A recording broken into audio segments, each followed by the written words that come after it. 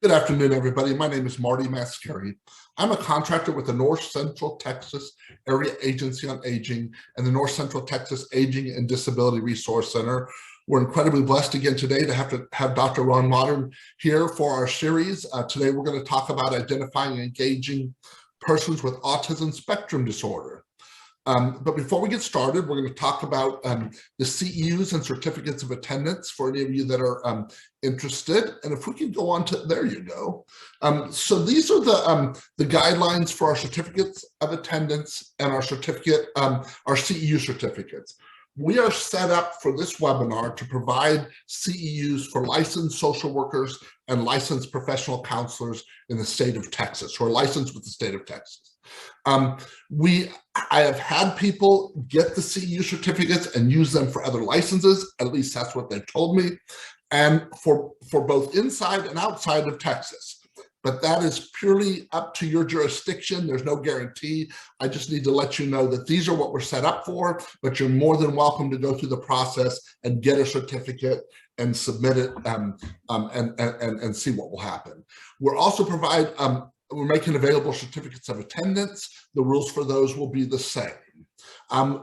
For attending today's webinar, you'll be eligible for 1.5 hour CEUs. You must attend the entire webinar, the live webinar, to be eligible. We have to use our stats we get from Zoom for how many minutes you've been on as our documentation that you've attended. And so that's what we'll be using. So you can't miss more than 5 or 10 minutes. If it kicks you out, you can log back on and it will add it up. We actually manually add it up. It will show that you left and came back, but we manually add that up. But we do need to see that you're on for the majority of the webinar, or for pretty much all of the webinar, other than about 5 or 10 minutes. You also will need to complete the Google survey. We're asking everybody to complete the Google survey, but it is required for anybody that would like CEUs or certificates of attendance. The Google survey is set up to pop up as you close out of the webinar today, out of Zoom. But I realize some of you work for companies that have pop-up blockers and that type of thing. So if it doesn't pop up, I also will be sending out the Google, the link to it tomorrow morning in a follow-up email for today's webinar to you, and you'll have that you can fill it out then. But you can also, if the pop-up still won't come up at your company's email, you can forward that to your email at home, and hopefully that will work. But we've got to have you access that to fill that out. The certificates, the Google survey will be up for 1 week until the 15th. And I'm giving us now 2 weeks after that to get the certificates out. We have been behind. Since I came back from my trip a month ago, we've had quite a bit of technical difficulties, and trying to overcome them. We're behind, especially now in getting our videos uploaded. I think we're almost caught up with the CEUs, but I came back to several tech issues that have got us behind on both of those. So if you have any questions for that, you're more than welcome to email me. We'll go over that again at the end of the webinar for those of you that maybe didn't catch it all. So our next slide, please. About our presenter, Dr. Mottern. He's the Executive Director of the Mottern Institute for Mind-Body Wellness. He has 22 years experience of in-person and worldwide virtual treatment in the areas of cognitive restructuring, behavioral modification, emotional regulation, and physical improvement. He's a published author of Living Well, A Guide to Cognitive Behavioral Skills Exercises, and I have that book. It's great. You guys can get it. I think it's available on Amazon or whatever, but it's a great book. I want to throw that out. And so I'm going to turn it over to you, Dr. Mottern, and let you have the floor. Okay, thank you. Glad to be back again. So today we are going to be talking about identifying and engaging persons with autism spectrum disorder. We're going to start out with looking at just exactly what is autism, and we'll look at social communication and interaction skills. These are where some of the problems lie. And then restricted or repetitive behaviors or interests. We'll look at those because when we look at the diagnostic criteria for ASD, then those things are going to pop up. So when those pop up, you'll know what we're talking about when we look at those.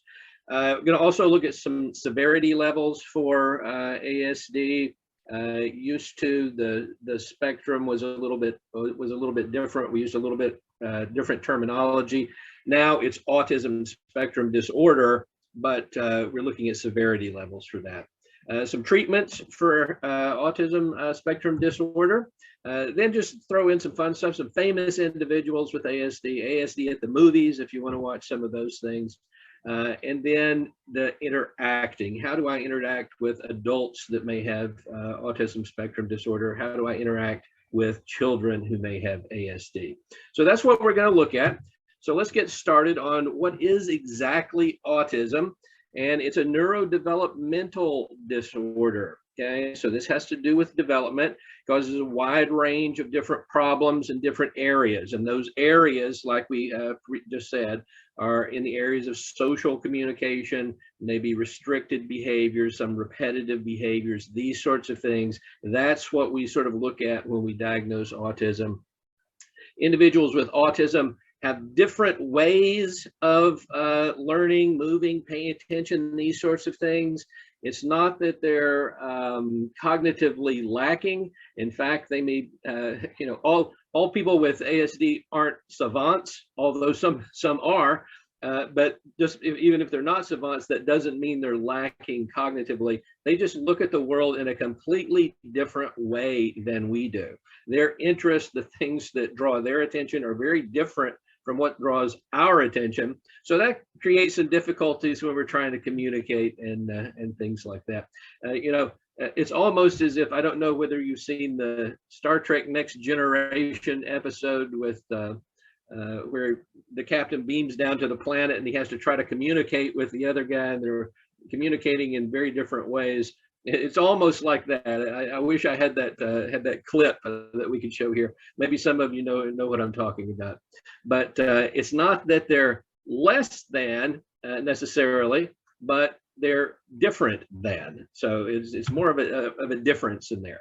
Now, as far as the prevalence of autism goes, see it in about 1 in 44 kids, okay, comes up as diagnosed with ASD, according to the CDC. We know it occurs in all racial, ethnic, socioeconomic groups, 4 times more common in boys than it is girls. And the prevalence of ASD has risen from 1 in 150 children in 2000 to 1 in 44 children in 2018. And before everybody goes, oh my goodness, what in the world's going on? What's happening? Are we being poisoned or something?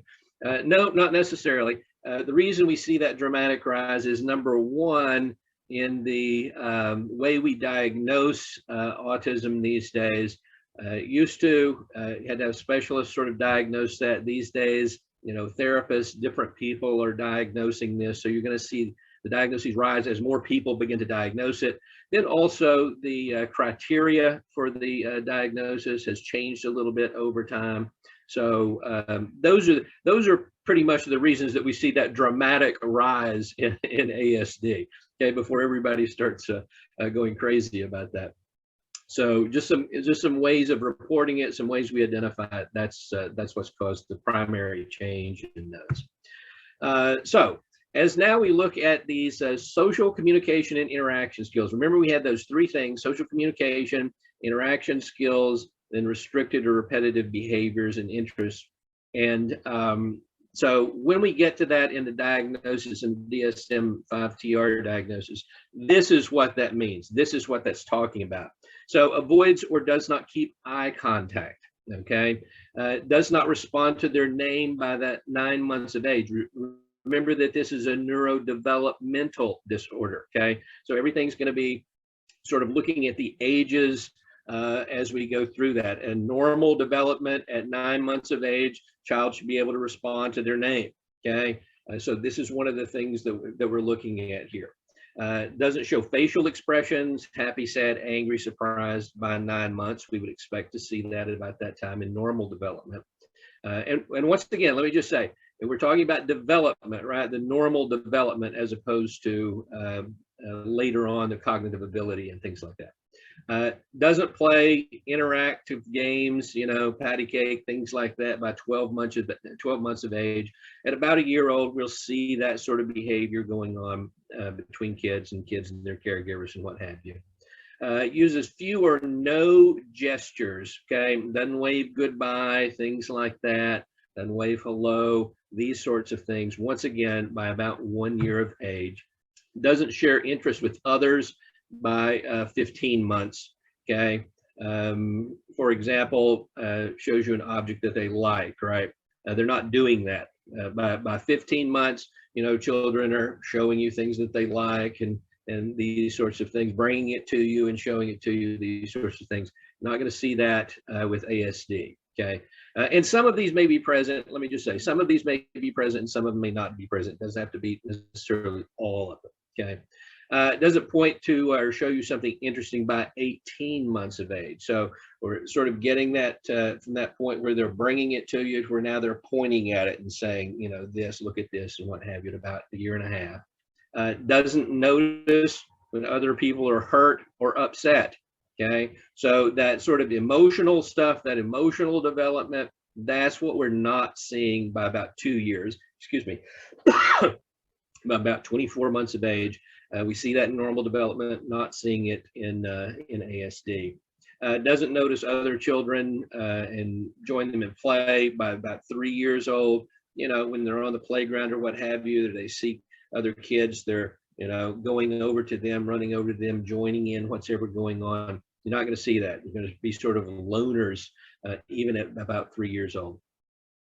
Does not pretend to be something else, like a teacher or superhero by about 4 years. Of course, when we were about 4, that's when we started to, you know, emulate other people, other things. A lot of that playing cowboys and Indians or soldiers or something like that. In my day and age, that's what we played. So, you know, pretend to be these sorts of things. Not going to see that with individuals with ASD. Doesn't sing, dance, or act for you by about 5 years of age, by about 60 months. Okay, they're not going to have that where, you know, I can remember when I was a kid, we used to put on little skits for the parents and stuff like that, right? If somebody gave you attention, even you'd, you know, just sort of thrive on that attention and sort of act out a little bit there. Not in a bad way, but just sort of the singing, dancing, things like this by about 5 years old. Okay, some more things as far as restricted or repetitive behaviors or interests. These are some things that you might pay attention to as well. Lines up toys or other objects and get upset when the order is changed. So they may have, if you have a bunch of zoo animals or things out, you know, little things, maybe even little soldiers or whatever it happens to be, they will line those things up in a particular order, in a particular way, get very upset if that order gets changed on that. Okay, repeats words or phrases over and over and over, repeating those same things again and again and again. Echolalia, right? We've seen that in other disorders that we've looked at before, but this is also a part of ASD. Plays with toys the same way every time. Okay, so every time he's gonna use that toy in the same exact way. There's not a whole lot of variance in the way they play with these things. They're very rigid in these sorts of things. This is the repetitive practice, that restricted practice, and very restricted focus on that. Is focused on parts of objects, for example, wheels. You're not necessarily interested in the whole car, right? But they'll focus just on certain wheels on the car, certain parts on the car, things like this.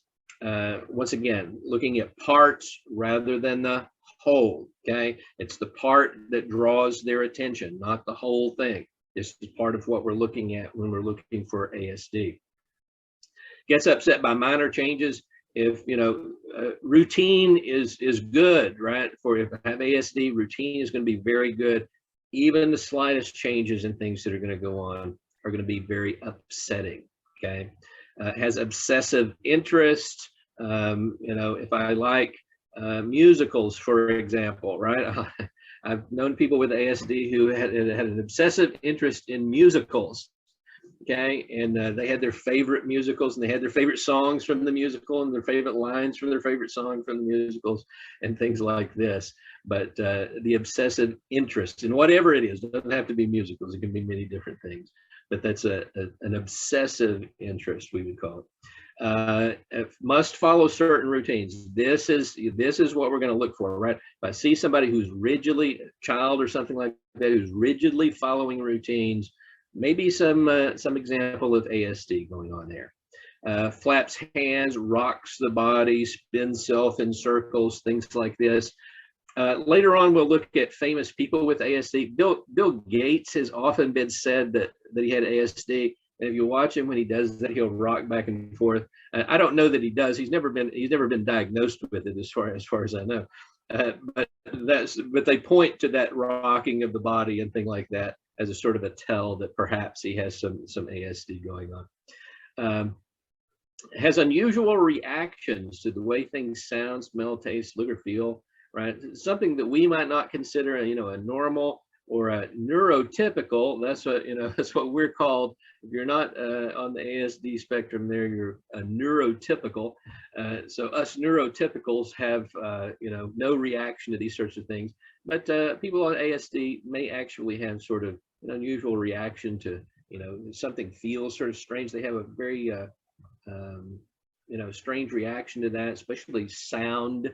Can do that. Those are pretty much, hearing this and seeing are two of the most common. The feeling can be one as well as any of the other senses, but those are the most common ones. Other characteristics, delayed language skills, once again, sort of going back to that this is a neurodevelopmental thing, and we expect to see certain developmental milestones as we age. So if we don't see those, that may sort of key in that, well, maybe this may be what we're looking at now. It may not be, right? We want a professional to look at this and diagnose it, but it may give us a hint that maybe I need to look in this direction, right? So delayed language skills, delayed movement skills, cognitive and learning skills may seem delayed as well. Once again, there's some discussion on are those skills really delayed, or are they just focusing on something else, right? Hyperactivity, impulsive, inattentive behavior. Once again, not because necessarily that they can't pay attention, but they are paying attention to something completely different than what we would like them to pay attention to. So that causes some problems. Seizure, epilepsy, these sorts of things may be sort of indicative that something else is going on there. It could just be epilepsy, could just be non-epileptic seizures, but something that once again may trigger some thoughts that have us looking in this disorder. Maybe try to rule out some other things to get that diagnosis. Remember, anytime we diagnose, it's a rule out process. Right, so we're looking for what can we rule out, what can we rule in, but what can we rule out? Unusual eating, sleeping habits, I have some of those myself, right? So I have to be careful when we look at these. Gastrointestinal issues, maybe constipation, unusual mood or emotional reactions, unusual in that a neurotypical, we would normally have, we would expect 9 out of 10 people to behave this way during this emotional reaction. What we'll generally see with someone with ASD is no emotional reaction, maybe exaggerated response to that, as we said before. But once again, we just have to rule out things when we see it. It's sort of strange to us. It's like, well, why did that occur? Why did they react that way to that? Or why didn't they react that way to that? Then we may start looking at other things. Anxiety, stress, or excessive worry, lack of fear or more fear than expected, right? We're going, once again, hopefully I've made a point that we can go one way or we can go to the other, right? It's just not normal. It's not typical what we're seeing. And that is what sort of cues us into something may be going on here. We may need to look at that, especially if it's also occurs with the developmental disorders, right? If they're not engaging at the proper landmarks, at proper things, that milestones that they should be engaging in at that particular age, and then we're also seeing these things, that may be something that we're definitely going to start looking in this direction toward that. Okay, so if we look at the diagnostic criteria, this is from the DSM-5-TR, the latest up-to-date version of the DSM that we have. So first criteria, right, and this is persistent deficits in social communication, social interaction across multiple contexts, okay? So it's not just in one context, it's not just at home, it's not just at school, it's not just, you know, in public, these sorts of things, but across those contexts. And it may be manifested by, as manifested, excuse me, by all of the following, either currently or by history, okay? So once again, these examples are just illustrative of this, they're not exhaustive. So these are some of the things that we need to look for. And as it says, as manifested by all of the following. So number one, what are we going to look for? Deficits in that social emotional reciprocity, okay? Ranging from an abnormal social approach and sort of failure of normal back and forth conversation. Once again, with ASD, I'm sort of tuned into myself and my own interests, and I don't have that connection that's there. There's no reciprocity. You may be talking to me in one way and I'm not paying attention, right? Because I'm focused on something else, okay? And it's just that reciprocity is just not there. Conversation, right? Difficult to carry on a conversation because of that. Reduced sharing of interests. We saw some of those in the developmental milestones there. Failure to initiate or respond to social interactions, okay? So that's the first one that we're going to look at. Excuse me. Two, deficits in nonverbal communication. So the first one, number one, that's sort of talking about how we interact verbally. Now we're looking at deficits in nonverbal communication. For example, you know, abnormalities in the eye contact. Once again, I don't make the eye contact, I avert the eyes, things like this. Body language shows I'm not really interested in engaging in communication with you, right? Okay, I'm turning sideways or something like that to get you sort of out of my line of vision because you're disrupting my whatever it is I'm thinking about there. Deficits of understanding as well. And use of gestures. Once again, we looked at those sort of in the developmental milestones. We would expect to see children at a certain age waving goodbye, pointing at things that they like, bringing us things. That sort of behavior is not there. Okay. Deficits in developing, maintaining, and understanding relationships. So you start to get the idea that all of this is sort of relational, right? That a lot of this stuff has to do with how we interact with other people, and with people with ASD on the autism spectrum disorder. I'm saying on the autism spectrum, what we see is that they're focused on something else. Relationships are not important. They're really focused on whatever it is they're focused on, which is usually not, you know, interacting with someone else. So that's what we're seeing. Difficulties in adjusting the behavior to suit the social context, right? So I'm in a context where I should be quiet or something like that. Well, that's not happening, right? I'm starting to you know, recite lines from, you know, whatever a show that I like or something like that. This is going on. Socially sort of disruptive in that context. Difficulties in sharing imaginative play or in making friends. Once again, I'm not engaging in that sort of thing that you would expect to see in normal development. You know, I'm off by myself. I'm not engaging in that. I have no interest in that right now. The interest I have is focused on what I'm interested in, not what anybody else is interested in. Not interested in sharing my interest with that. Or, you know, just that absence of interest in other people entirely, my peers entirely. Restrictive, repetitive patterns of behavior or interest. We looked at some of those, okay? So for example, those stereotyped or repetitive motor movements, okay? I'm starting to have problems speaking again today for some reason. Another lining up the toys, the things like that. Flipping objects, that repeating things over and over, repeating things back. Idiosyncratic phrases, right, that may be repeated over and over again that I use. These things may show up. Insistence on sameness, okay? Inflexibility in my routines, okay? Things have to be a certain way. These things are ritualized even to that point. And if there's something wrong, if I get out of my routine, if my ritual is broken, then I'm going to have a big problem. I'm going to let you know about it.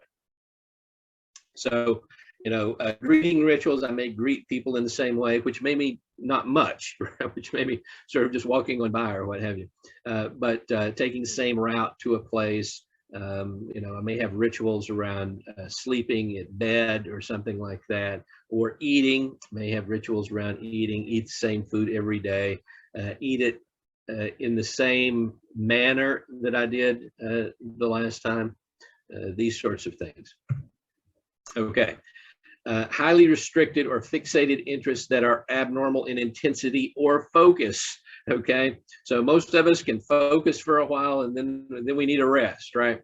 ASD, I do not, I am focused on that thing. I have laser-like focus on whatever it is. Okay, hyper or hypo-reactivity to sensory input. So hyperactivity, the sensory input is I'm experiencing, I have more behavior, more reaction to that sensory input. Hypo, less than you would expect to see to sensory input or usual interest in the environment, in the sensory things that are going on in the environment. Specific sounds may not have any reaction to them, may have a lot of reaction to it, but it's not normal, it's not typical, and that's what we want to look at there.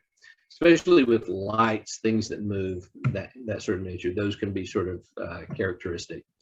The symptoms must be present in early developmental period. We looked at that as sort of those developmental milestones that we had. They may not become manifest until the social demands exceed the capacity. So at one age, this may, I may get by with it. I don't really notice it because, it isn't that advanced. But as those social demands on my life, as we start to interact with other people, as those sorts of things become greater, then these deficits will show up stronger on this. So you may see it later in life instead of sooner. Symptoms cause clinically significant impairment, okay, in social occupation, family, other important areas of current functioning. That's always something that we're going to look at. If it doesn't cause any problem in what I'm doing in my social life, my occupational life, and these things, then what's the problem? The disturbances aren't better explained by something else, some other intellectual disability, and that's where you're going to have a professional come in and sort of look at that, to diagnose that, to say, what we're looking at isn't necessarily ASD, it may be another intellectual disability that's going on there. Sometimes they co-occur with other things, and we can make the comorbid diagnosis on that with ASD and intellectual disability or something like that. But once again, you're going to have a professional come in and look at that and make that diagnosis would be your best bet there. Once again, individuals with a well-established diagnosis of something like autistic disorder, Asperger's disorder, pervasive developmental disorder, not otherwise specified, okay, may go on the new ASD, right? May go on the autism spectrum disorder criteria there, okay? These are some of the old terms we use, and as we go forward, I'm going to use some of the old terms, especially the Asperger's, which is sort of a highly functioning form. When we look at the levels of severity, this is doesn't require, this requires some coaching and some, some education and some things like that, how to interact in social situations, but it's not completely disruptive to life. People with Asperger's can function very well in life, and many of them have become very successful in this. When the levels of severity get a little lower, then we're going to see problems. Okay, so here are the severity levels for ASD. Number one just requires support. Level one, like once again, previously we might have called this Asperger's syndrome, right?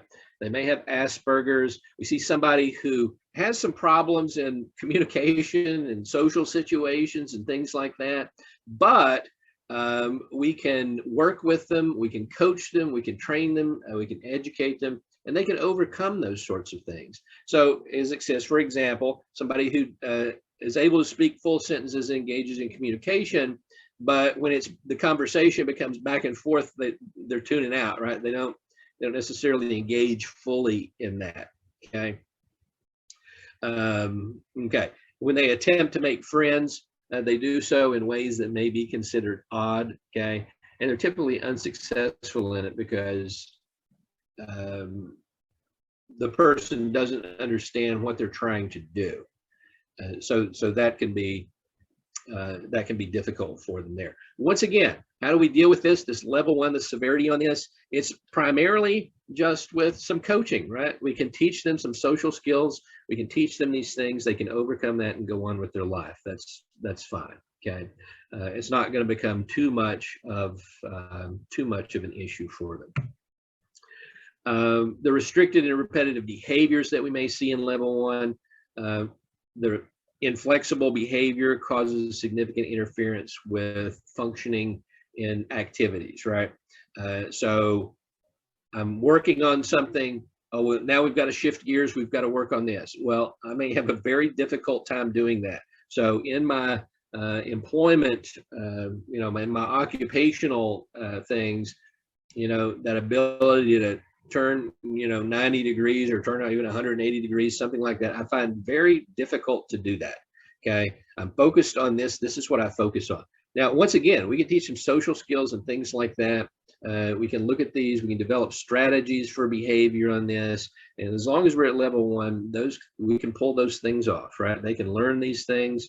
They get it at that point, so they can do that and move forward. Level two, however, is we require substantial support. So when we look at the characteristics of social communication in level two, okay, marked deficits, okay, these verbal and nonverbal social communication skills are, it's very apparent that there is a problem here somewhere, okay. Even when we put those supports in place, even with those social supports and things that we put in place to help people, it's still very apparent that there's something that's not quite right here. It's not normal. When I say not quite right, I mean not normal, right? It's not neurotypical. Okay, we're dealing with somebody who has other interests and other focus here. A person who's example of that, person who speaks in simple sentences, whose interaction is limited to narrow special interests, and especially has a sort of markedly nonverbal communication problems with that.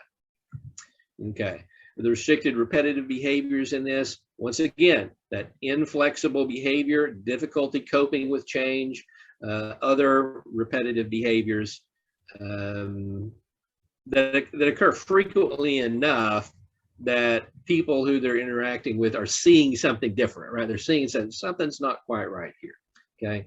And then we have level three, and level three is requiring very substantial support, okay? These are severe deficits in verbal and nonverbal communication in my social life, okay? Very limited initiation of social interactions. Generally, what we see is if they are initiating social interactions, it's with somebody that they know very well, somebody that's been around them and they know very well. Have a minimal response to social overtures from others. Okay, For example, person with few words of intelligible speech, okay? Don't initiate interaction with others or rarely initiate interaction with others, okay? Makes unusual approaches to meet their needs and only responds to very direct social approaches. So with someone who's, anyone on the autism spectrum disorder, you're going to be wary of using metaphors, you're going to be wary of using sarcasm, of these sorts of things, because they may take it very literally, and especially if on their severity level of level 3, then that's going to be very difficult for them to say. They don't understand that you're joking.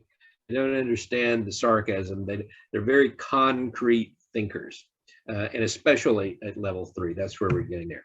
The behaviors we see here: extreme difficulty coping with change. So this goes beyond just I'm a little upset. This is extremely difficult for me, to the point where they're shutting down, they're having behavioral outbursts, things of this nature. Okay, all right. So those are some of the things we look at when we're diagnosing this. So what are some of the treatments for that? Well, there are different types. There are behavioral treatments: developmental, educational, social, relational. We can see where all of these would be useful in there. Pharmacological, let me just tell you right now, there are none, okay? But psychological, and then complementary and alternative ways to look at that.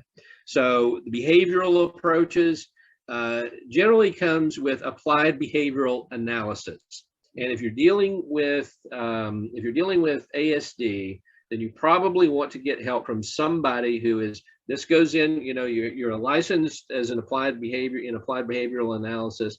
So you have people out there who are studying this, who know how to use these skills. That's the help you want, right? How do I apply these skills? You may not need it with somebody at level 1. At level 2, may make things a whole lot easier.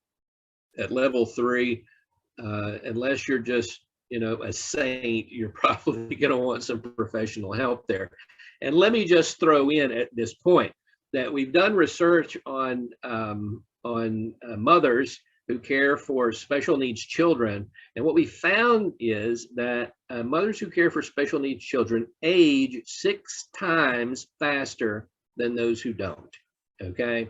Than those who are dealing with rearing normal children, okay? So 6 times faster. That has to do with the stress that's involved. Stress starts to break down the telomeres, which are the end caps of the chromosomes. And as our telomeres degrade, that's when aging occurs. And the telomeres on women who are caring for special needs children degrade 6 times faster than women who aren't in that situation.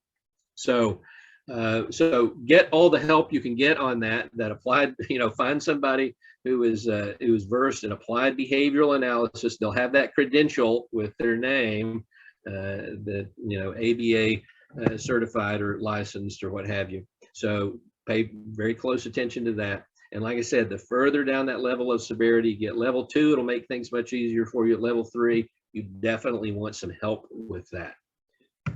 Okay. As far as applied behavioral analysis goes, there's 2 types of that: discrete trial training and pivotal response training. So the discrete trial training, what that is we just use step-by-step instructions to teach the behavior that we want to see. Okay, we want a certain behavior, we want a certain response. So we break lessons down into very simple parts, okay? And then we, when we see those, we reward those desired answers and behaviors immediately, okay? We don't want to wait till the end of the lesson and say, good job. That's not going to work, right? This is behavioral training, right? So as soon as we see what we want to see, we're going to reward that, okay? And then the undesired answers and behaviors, we simply ignore those, okay? We've known this in behaviorism for decades, that you reward the behavior that you want to see, okay? Now, we can punish behavior we don't want to see, but it's just going to come back when we're not around, okay? So it never really disappears.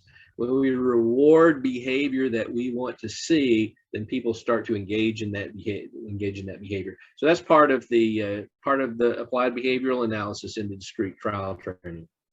The pivotal response training looks at things in a natural setting. So that, going with somebody with school, going out into the community, dealing with people at home, and they look at just a few pivotal skills, okay, that may help to interact in these social situations that come up.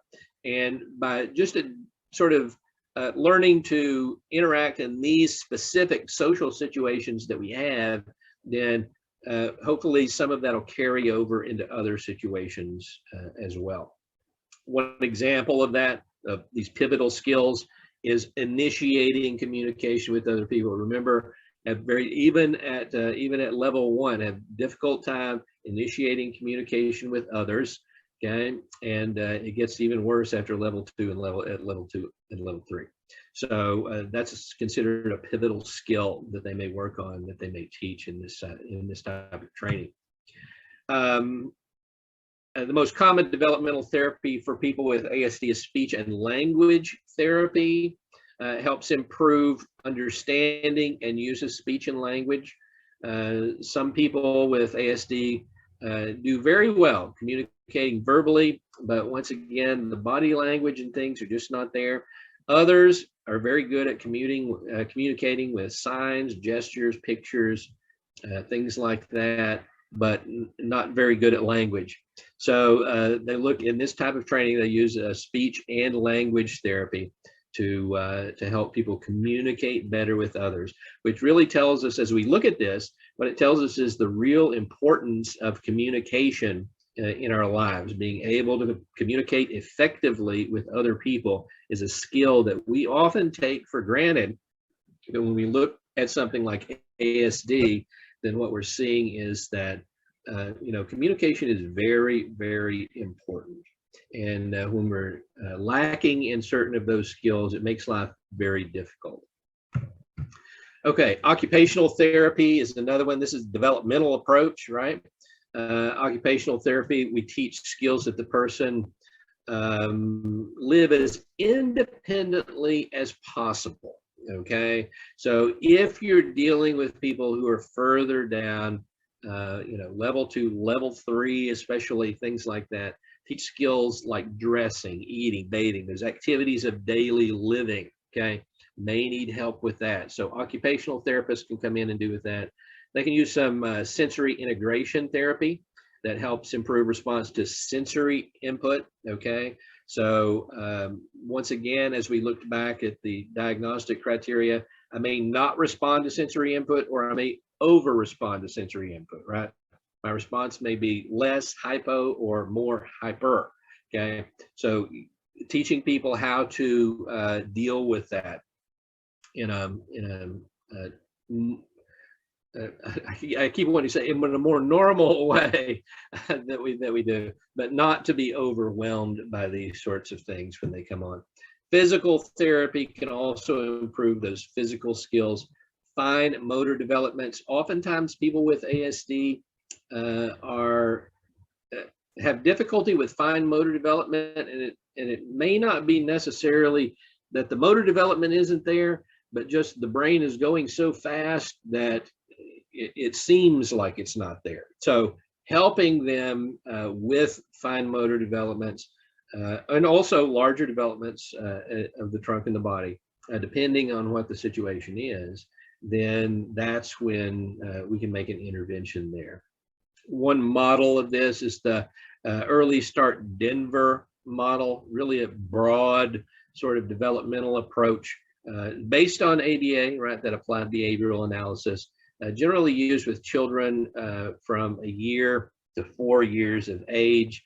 Parents and therapists use play, social exchanges, shared attention in natural settings to improve language, social, and learning skills. So you'll see that ESDM model sort of drawing from all of the others that are there as well. Okay, educational approaches. A couple of those. TEACH is one of them, the treatment and education of autistic and related communication handicapped children. So you'll see that communication handicapped is very important in there. It's in the name of it itself.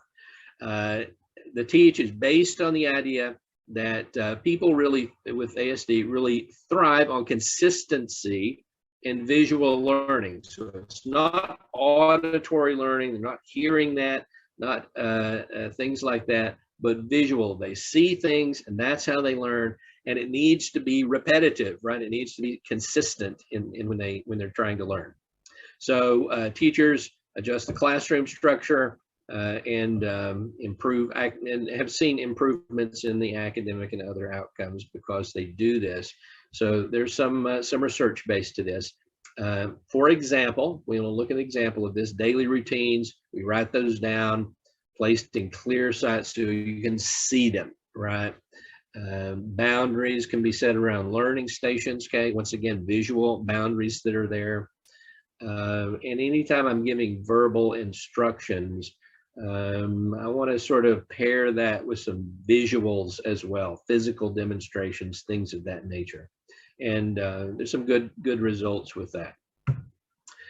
Social relational approaches, you would think that this is where the problem is, so maybe we do that. All of the others are sort of, as we've noticed, are sort of dealing with social relational problems. They just sort of do it in a different way. But the social relational treatments focus on improving the social skills, okay? Building emotional bonds. You're going to see something like level 1. These are the things that, may be better. Not that it doesn't work for level 2 or level 3. It's just going to be a more sort of difficult job there.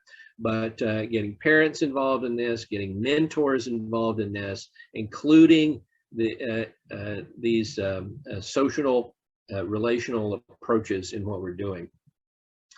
The developmental individual differences relationship-based model called floor time encourages parents and therapists to follow the interests of the individual to expand opportunities. So, we want the mentors, we want the parents, the caregivers and things to really look at what is it that the individual is interested in and follow those interests, right? Instead of forcing the interests that we want them on. So let's follow the interests. So if I'm dealing with someone who likes ships, right? For whatever reason, if that's the focus, then I want to focus on that. I want to engage them in that way. Okay, I don't want to say, no, I'm not interested in ships myself. I want to talk about this. Well, it's not gonna work. Okay, do very well at any rate. So really focusing on the interests of the individual with ASD, and then that produces more opportunities to communicate, to interrelate with other people.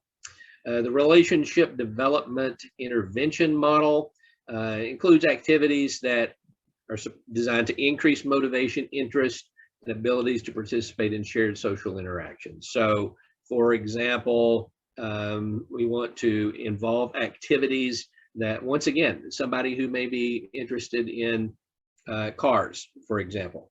Okay, so we're going to, structure the learning period, structure this period of time where we're focused more on cars and focused more on using language related to that and what have you. That then, as we engage in that, then the opportunity for other types of communication may come up, to communicate about other things pops up. So that's what we want to see there. Let's move ahead. Pharmacological approaches, there aren't any. Okay, there are no medications that treat the core symptoms of ASD. Remember, these are developmental difficulties. Okay, so it's not going to happen. Okay, some people may be saying, unfortunately, can't they just come up with a pill?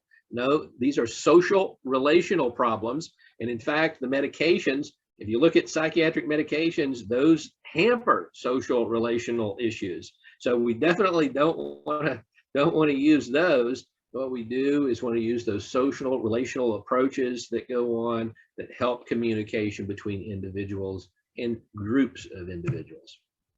Psychological approaches, cognitive behavioral therapy can be used, once again, depending on the level of severity, right? CBT can be used to help the individual identify goals.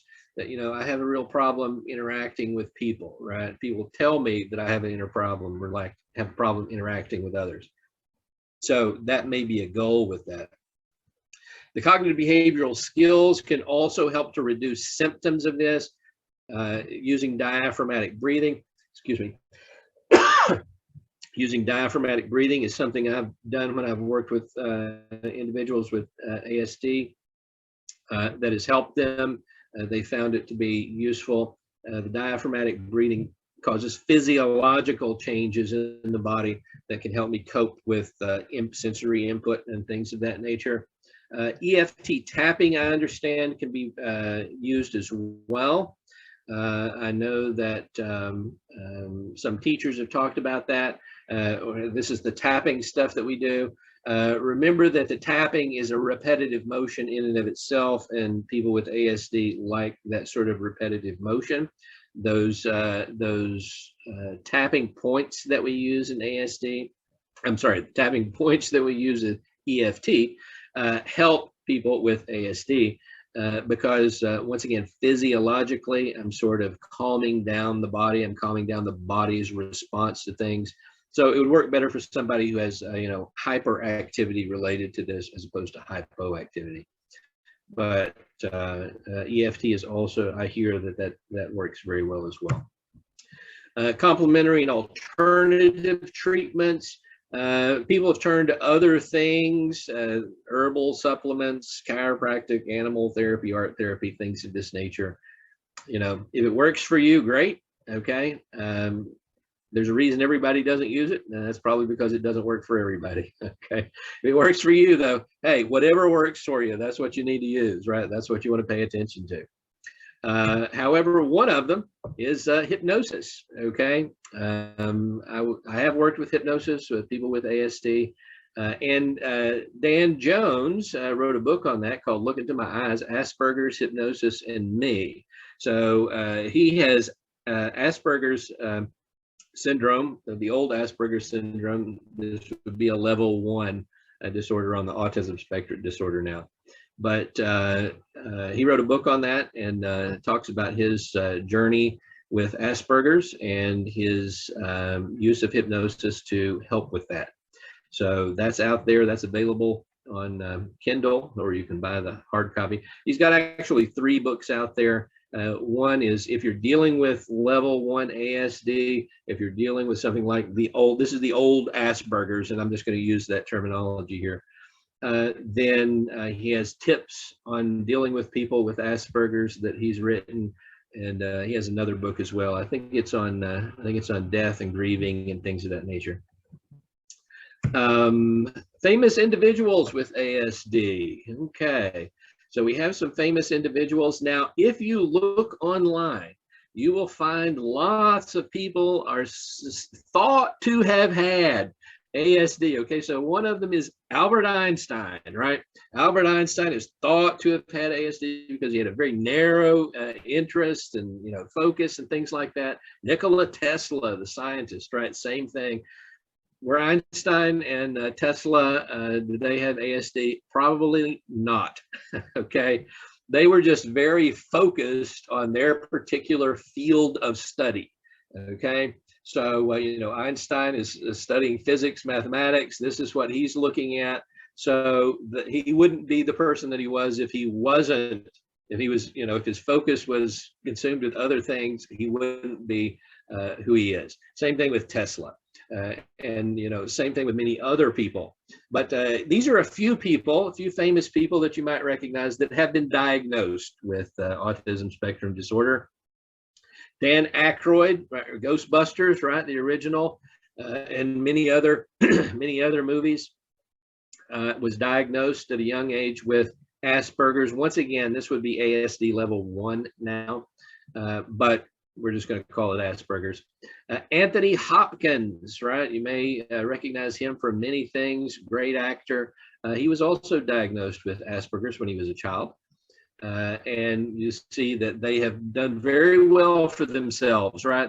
They've been able to take coaching and what have you. They've been able to look at the deficits that they have socially and overcome those sorts of things. So, you know, these are things that can be changed. There's hope for people. Whatever level you are, there's some hope that you can improve on that, right? Level 1, level 2, or level 3. Just because it may be level 3, it's going to require a lot more support in order to change than something like level 1. And Elon Musk, right? Okay, so Elon Musk, when he hosted Saturday Night Live, he came out and he said, you know, I'm the first person to host Saturday Night Live who has had Asperger's syndrome. So even Elon Musk, and he's done pretty well for himself, right? So there's hope there at whatever wherever we are on the autism spectrum. That, you know, once again, if it's level 3, it may require a lot of support and a lot of work, but certainly we can make advances in this to make life easier for people. Another famous individual, you may not be familiar with him, but his name is Daniel Tamet. Okay, he has Asperger's syndrome, but he's also a savant. He also has savant syndrome, and what that is he can do calculations, amazing calculations, vast numbers in his head. Okay, now he also experiences something called synesthesia. And synesthesia, what that is a very interesting disorder, is that I experience one sense as another sense. So for example, for him, he experiences numbers as landscapes. So lower numbers, maybe valleys, and higher numbers, you know, on a scale of, you know, 0 to 9, you know, it gets up to 9. It's a very high hill or something like that. So he experienced really a landscape of numbers and different colors as well. He has a book out there. His first book was called Born on a Blue Day. That doesn't mean that he was sad. Okay, he wasn't born on a sad day. The day that he was born, that number he associates with the color blue. He really became first famous by being able to, if you're familiar with the constant pi, okay, 3.14159. If you know more than that, you may want to see a professional. But I mean, he could just go on and on and on and on out to pi is an infinite number. You never get to the end of it. But he's gone at the time. He went further than anyone else, and he just sees that, and sees it in his mind. He said it was just a landscape. So he's familiar with, you know, this is, well, that's heals about a, you know, a 5, and that heals about a 4, and that one's a 9, and that's how they experience things with that and numbers. I think probably Pythagoras. This is my own idea. Pythagoras was probably synesthesia as well. Can't prove that. If you want to learn more about him, you can look at his website, danieltamet.net. Also, there are some videos on YouTube. It's called The Boy with the Incredible Brain. Of course, he's a grown man now, but they looked at him. It's a 5-part series. I've put links to all 5 of those on there. Fascinating video on this, where they cover his ASD when he was diagnosed with Asperger's, and they also look at the savant part of that. In fact, as far as the savant stuff goes, in the documentary, he comes to America. He's from England, but he came to America and he met Kim Peek. Now, Kim Peek is the original Rain Man. Okay, so the movie Rain Man that came up, that was based on the life of Kim Peek. Okay, and Daniel Tamet meets him. He comes to America. He meets him. They have a conversation. Very interesting little thing goes on there. When he was in New York, he was saying, you know, I don't remember which number is which number. I don't think it's low numbers are low and high numbers are high. Maybe it is. I don't remember. But anyway, he said he just saw, with all the skyscrapers and everything, he just saw big number 9s, okay, or big number 1s, or whatever it happened to be. That's all he was seeing in his mind when he went to New York. And then he went all the way to California, traveled across the country and what have you. Stopped in Las Vegas to play some cards. He did very well. They probably, probably didn't let him stay too long, just enough to get some shots for the documentary, and then they escorted him out of the casino. But once again, fascinating. And if you want to know how fascinating the human mind is, this is a wonderful one too, because one of the things that they had to really get past was, is he memorizing the numbers? What's 3,012 times 954,018? It beats me. Okay, let me reach for my calculator over here. I don't even know if it goes up that high. But they say, well, he could just memorize these. He could have an incredible memory, and he just memorizes these things. He's not actually doing the calculations in his head. So we say, well, obviously, how could he just memorize something like that? But it goes into children in Japan, I think, where they still use the abacus. Abacus is in many ways far superior to a calculator, okay? But they're using an abacus and doing these incredibly large calculations with the abacus, and they have contests to see who can do it, who can figure these things out the fastest. And then at a more advanced stage of that, you have people who are kids who are visualizing the abacus in their head, and they're just sitting there sort of moving like this. They're moving the abacus in their head to do these vast calculations. So that's something that they had to sort of look at. A fascinating documentary. I encourage you to look at that. Another famous individual on the autism spectrum disorder. And once again, his was sort of Asperger's, sort of highly functioning, but still. Okay, ASD at the movies. What are some movies? Rain Man, of course, once again, originally, the original Rain Man that was sort of based on the character, that character in Rain Man was based on Kim Peek, okay? What's Eating Gilbert Grape, an old movie from 1993. Johnny Depp was in that, as well as Leonardo DiCaprio, who played his brother, played Gilbert Grape's brother, who had ASD, who had autism. I Am Sam. That was one about a father, an autistic father who has to raise a child. Okay, and I'm trying to think of the actor, and I can't think of his name right now. Anyway, you can look that up. And then if you just want a good, a good action movie one night and want to get a little something on ASD, The Accountant with Ben Affleck. Okay, in which he is an accountant, but he's also an assassin. So it's a good little action adventure movie. But on some of the sidelights, he's supposed to be autistic, okay, but there are other characters in there who we see with autism, and we see some of those characters lining things up, these sorts of things, difficulties with social interactions. We see those things in there. May not be one if you want to learn about ASD. Maybe not look at The Accountant, maybe one of the others, but it's a good action adventure movie that has some of that in there. The other one, I have not seen this movie, but I read about it and it looks fascinating. I'm going to have to watch it. El Ferro de las Orcas, right? The Lighthouse of the Whales, 2016 movie. So it looked very good, dealt with individual with autism.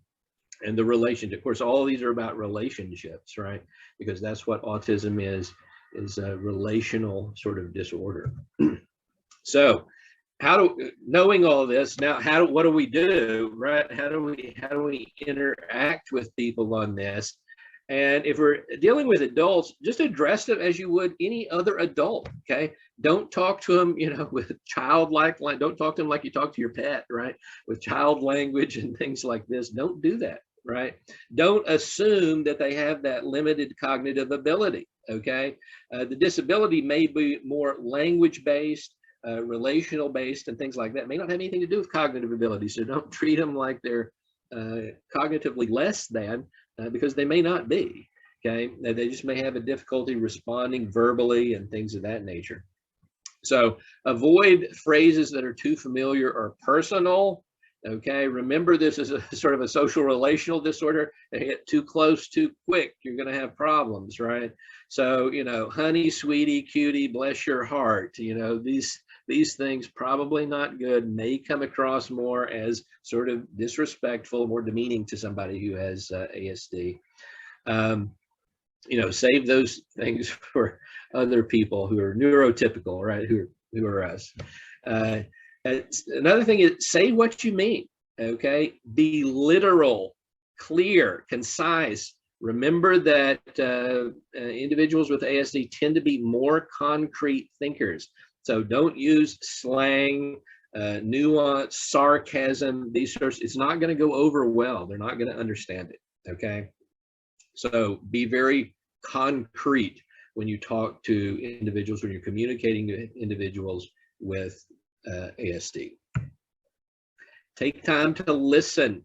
Okay. Once again, this is a communication thing. This is a communication disorder. So being an active listener is an important skill. Don't get, don't try to hurry things up, right? Oftentimes, if you ask a question or something's going on, wait for the response. Okay. I've been accused of of having Asperger's more than once in my life. In fact, my wife used to say, she asked me a question and then she'd say, processing. And this was her little thing, because it took me a while to formulate an answer. I've worked in criminal justice, in different places and things in my life where what I say can come back to haunt me. I don't necessarily have ASD, but I'm just thinking of this. She said, well, you're not at work anymore. Well, it's hard to turn off, but anyway, that may be something. If they're not answering immediately, just give them time, right? Just give them time. Don't expect an immediate response on there. Okay. Take time to listen to not only what they're saying, but take time, give them time to say it. Okay. Because it may come out there. Okay. Provide meaningful feedback. Okay. So adults with ASD, they may be communicating inappropriately and they just don't know it, right?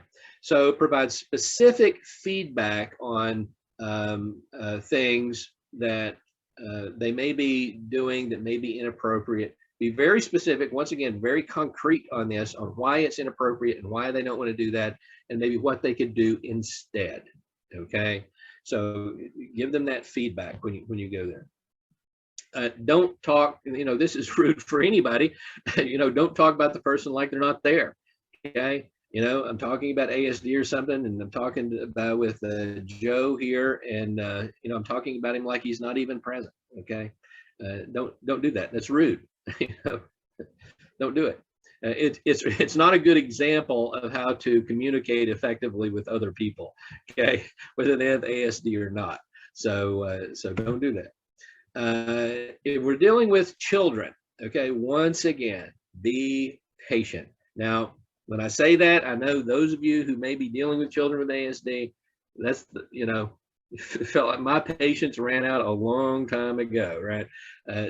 But that's part of it, right? I just have to be patient. That's the reason you may want professional help on this, okay? Remember those, when I'm talking to children, especially, it may not be that they're ignoring me, maybe they're processing, right? It just takes a little longer, may have some long pauses in there. Teach children how to express anger without being aggressive. Okay, this is a social skill, right? This is I'm not being aggressive, I'm being assertive. This is the social skill of assertiveness. So that's a social skill you can teach them. When you express anger, be assertive, don't be aggressive. Okay, so once again, a social skill we can teach. Be persistent and resilient. Okay, behaviorally, when we look at ABA, something like that, we're doing behavioral modification, then I need to be both persistent and resilient in this. I need to make sure I'm doing the same thing over and over for over and over, right? Doing the same thing again and again over time, okay? Another thing, always stay positive, right? Be positive. People with ASD respond best to positive reinforcement. Once again, that's the behaviorism, right? If I want to change behavior, I reward the behavior I want to see, and I reward it immediately, okay? I don't wait until the end of the lesson to say, great, y'all did a great job, okay? Or you did a great job. When I'm doing that, As soon as they do something right, very good. That's very good. Okay. Be generous with your compliments on that. Okay. Ignore the irritating attention getting behavior as much as you can, right? This is where, you know, depending on the level of severity, you may want some help with that. You know, I may need a timeout myself, right? I need a timeout so I can recoup my own inner serene and calmness, and then come back later. Maybe I need to have somebody else work with them for just a little while. Interact through physical activity. Once again, remember that physical activity, that visual stuff is often much more important than trying to verbally communicate with people with ASD, especially children. And then just be affectionate and respectful. They're children, you know, they need hugs and love just like any other child does, okay, or any other person does. So, be affectionate and respectful. Don't force that physical attention on them, especially if you don't know them, right? But don't withhold it either. Show your interest in them. Once again, how do I change behavior? I reward the behaviors I want to see. And part of that reward is showing interest, okay? Learn from your child, okay? So you need to learn what's going on with them, okay? As they're developing, you need to learn where they are, what their strengths are, what their weaknesses are. How do I deal with this, okay? And the people I know that have dealt with fairly severe level 2, level 3 autism, they're pretty good at that. They pick that up pretty easily. Believe in your child. Once again, it doesn't matter whether it's level 1, level 2, or level 3. Everybody can make progress, okay? I may not get from level 3 to level 1, okay? I may not even get from level 3 to level 2, but I can make progress within that spectrum on level 3 severity. So we can all improve, and let's hope for that and believe that we can do that. And then, like I said, take care of yourself, right? It's okay to take a break for you. You're going to age. You're caring for a special needs child. You're aging 6 times as fast because of the stress. You need to use some stress management. We're going to talk about that next time I'm here, but this is something that you definitely want to do. Bring in some professionals, find somebody in applied behavioral analysis, let them come in to work on it. Once again, if it's level 1, they're simply going to do some coaching and things like that, a little education. Level 2, they may do some more in-depth stuff. Level 3, they can deal with that as well. Okay, so don't hurt yourself by not taking advantage of resources that may be available for you. Okay, there's some references for you if you want to look those things up. And I think that we're at time to take some questions if I can answer them. Great. There's several comments and questions in the chat. They start at 12. I'm sorry, they started at about 12:27. Well, I'm sorry, 12:39. Okay, I'll just go up from the bottom here. Older adults 60 plus years of age with ASD. Oh, we usually think of children, sometimes younger adults and things like that, but 60 plus, I would suggest, getting in touch with someone with applied behavioral analysis who's licensed to do that sort of work. They can always help. At over 60 years of age, they're probably got some skills that they've developed and what have you, but no matter what it is, of the applied behavioral analysis can help. So look those up.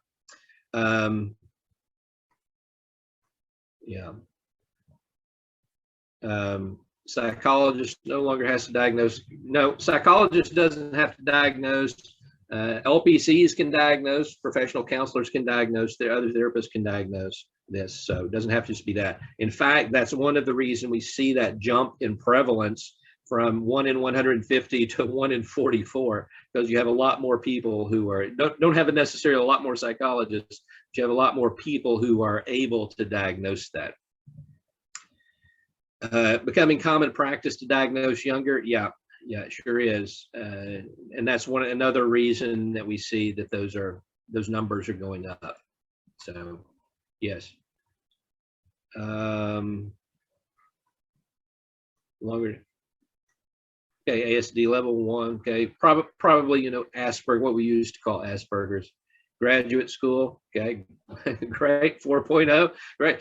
You know, it's a struggle, like you said, struggle with an undergraduate due to his health, but there are accommodations there, and people can learn. People can learn to develop with it, especially level 1, little coaching and things like that, skills development. And we see how successful these people can be. And like I said, even if it's level 3, okay, we may not expect them to go from level 3 to level 1, but if you're dealing with some of these trainings, once again, I'm focusing on applied behavioral analysis. That's really what's prevalent these days. We covered the other things as well. You can look for those as well in your, you know, Google those in your area to see if somebody does those. But ABA is really what's big right now. What's the accountant? Yeah, Sean Penn. Yeah, that's him. I Am Sam. Sean Penn is the actor in that. Benny and June, that one's on there as well. Today's ABA, which there you go. Yeah, here we see some complementary alternative stuff, gluten-free diet that helps with people. May very well, okay, may work for you, right? If it works for you, then great, use it, right? You know, some think that Van Gogh had ASD, maybe heavy metal detox, you know, alternative medicines once again. ABA. How can ABA be abusive?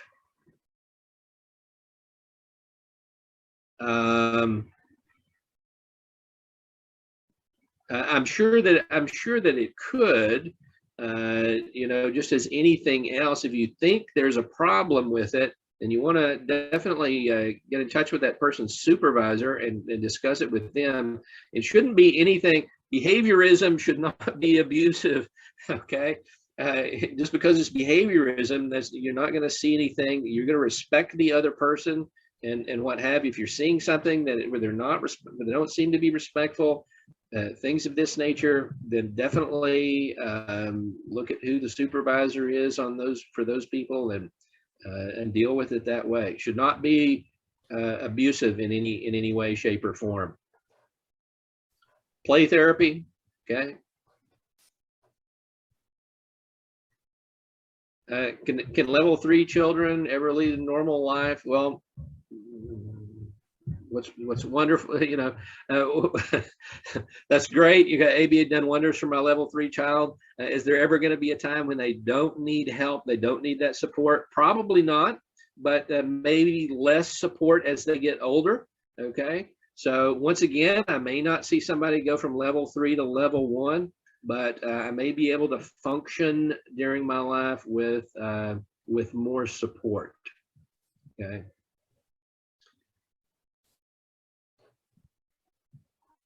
Okay, I've never heard that before, that people with ASD consider ABA abusive.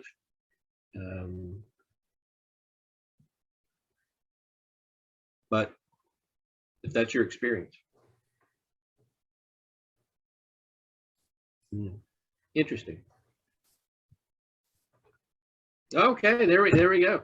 Yeah, son was diagnosed with level 3 at age 5, is now level 1 at age 26. So very hopefulness, right? We have hope that, you know, everybody improves. Yeah. Level 1, graduated with associate's degree. Great. Outstanding, really. Okay. I think that's it. Great.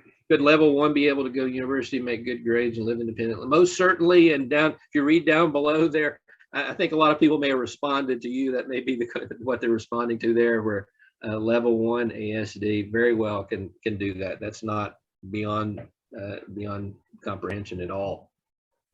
Yeah, there you go. Made the dean's list. Yeah. So, okay. There's very interesting for me. I didn't know that among the ASD community that ABA was considered abusive. This is the first I've heard of that, but I'll be sure to look into that. If you look down at the bottom, there are a few additional comments that have come up.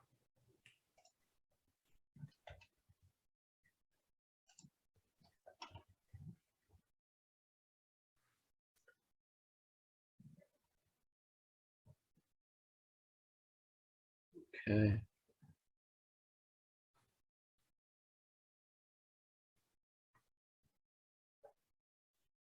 Positively punished. Okay. Yeah, that may sound strange. Positively punished, but in behaviorism, that makes sense. Yeah.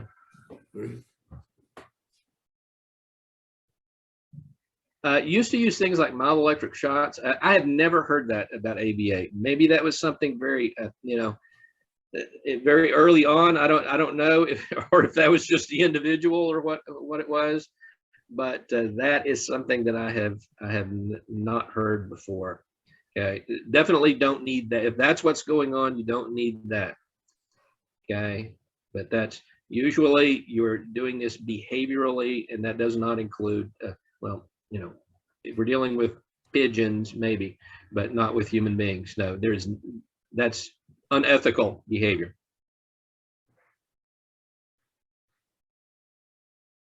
ASD and medical degeneration or problems. As I'm understanding the question, no. Remember, ASD is a neurodevelopmental disorder, but you're not going to develop ASD later on in life because of some sort of degeneration. That you may have learning disability. That may be the distinguishing thing where they're diagnosing something else, some other type of learning disability, but not ASD, as I'm understanding the question. Okay. Effective for adults. Yeah. Read below. I'm reading what you are. Apparently so. Yeah. Never let somebody shock you. Okay. Not ethical. Okay. That's not, or your children or your loved ones or whomever. No. Okay. Two new messages. Okay. So all right. Robin, if you want to advance, I'll go ahead and go over the CEUs as there's a couple of new things coming in, but I'll go over those and then maybe they're very good. I want to review for those of you that are on for continuing education units or for certificates of attendance. We are set up to provide CEUs for licensed social workers and licensed professional counselors that are licensed in the state of Texas. You're more than welcome to get the certificate if you're licensed for a different trait, or if you're licensed outside of Texas. I've heard of people that said they have used them and they've worked. There's no guarantee. That's all secondhand information, but you're more than welcome to get a certificate and try. A certificate of attendance, the rules apply, or the requirements are the same in regards to getting a certificate of attendance, and the requirements are that you're eligible for 1.5 hours of CEU credits. You must have completed the entire live webinar, not miss more than about 5 or 10 minutes of the webinar to qualify. You must complete the Google survey evaluation. It's set up to pop up as you close out of Zoom today, but if it doesn't, you will also receive that tomorrow in a follow-up email. There'll be a link in that email to complete the Google survey, because I do know that some of your companies have pop-up blockers. And I know people have had to even email it from their work email to their home to be able to complete it. Not very many. We have just a small handful of people that are having struggles with that, but we've got to get you to complete it for either of those certificates. But we also ask everyone to complete it. It helps us with our funding source, looking at our objectives that we set forth when we applied for the funding to do these webinars. The survey will be up and alive for 1 week, until a week from today. And then if you'll give us 2 weeks after that to get those certificates to you. I've extended that. We've had a lot of technical issues over the last month, unforeseen, and they've got us behind. We're almost caught up, but we're still not done resolving all of our technical issues. So I've put it out a couple of weeks after that to get those to you. That is that. If you have any questions for that, please let us know. Yes, the webinars, we do record all of the webinars that I do. The problem is right now is we're more than a month behind. That has been our biggest technical issue, has been getting the recordings processed. We're having a very big technical issue in relation to that. So we're trying to get those back on track and get those up. But yes, we record them all. You will get them sooner or later, but that may take us just a little bit longer. Like I said, we're a little over a month behind because of that technical issue with getting the recordings up to YouTube. Our next webinar with Dr. Mottern is I'm worn out caring for my loved one. What can I do to care for myself? And it's on Wednesday, June 22nd. We welcome you all to join us for that. Please share that information with anybody that might benefit by it. And we'd love to have them join us as well. And a link to sign up for that webinar will also be on the follow-up email that goes out tomorrow. It will be a link to the flyer, and the flyer itself will have a link to go and sign up on Eventbrite. So Dr. Mottern, I don't know, did you find anything else that you want to comment on or feel like you need to answer? I didn't really see anything else, I think, unless I just went over it. Yeah, I think we had some comments there about ABA being effective for adults, which somebody had asked about that. So yeah, one of the things I would suggest, one of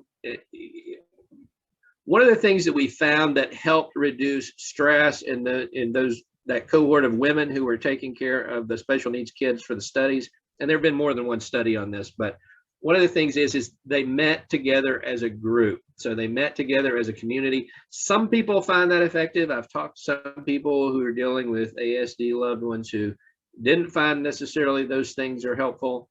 But some people do. We found that in some cases it reduced that stress, kept you from aging 6 years more than normal for every year. So seek help from the ASD community itself. A lot of good information on here from other people. People have had questions that were sort of answered by others, and take what is useful for you and move forward with that. Great. So I hope that answers your question, Sheila, about supporting your sister. I'm sure there's a certain amount of hopefully there's some information in our next webinar that we can talk about taking care of yourself, but also like Dr. Mottern said, getting involved in a community of people that are sharing the burden that you're sharing. I don't know, is there a support group set up for that? Dr. Mottern, I mean, do they? Go ahead. There are support groups for that. Yeah, I don't have a link handy that I can put in the chat, but I know that there are support groups for that. Yeah, so you get in with your local community, you'll find resources, and if you don't, you can email us and we'll help you find a support group. We do that for people that are working with family members that have Alzheimer's. We do that all the time, so we'll help you get a hold of that if you need to. You can email me for that. Doctor, thank you so very much. Thank you once again. Exceptional. We certainly appreciate it. And someone just added a resource in the chat for those of you might look. But thank you all for joining us. We certainly appreciate it. We look forward to seeing you on June 22nd or for any of the other webinars we're putting together. And you all have a wonderful day. Thank you.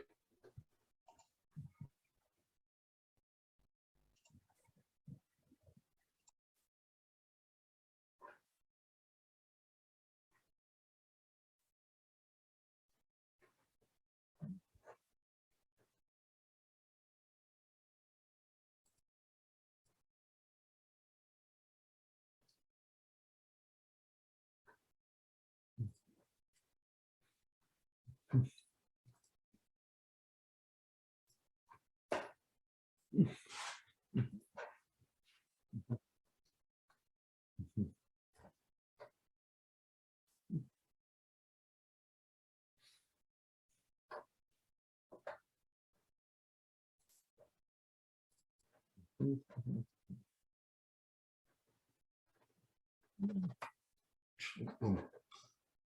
and this, most part. We'll do this real quick and get out of there.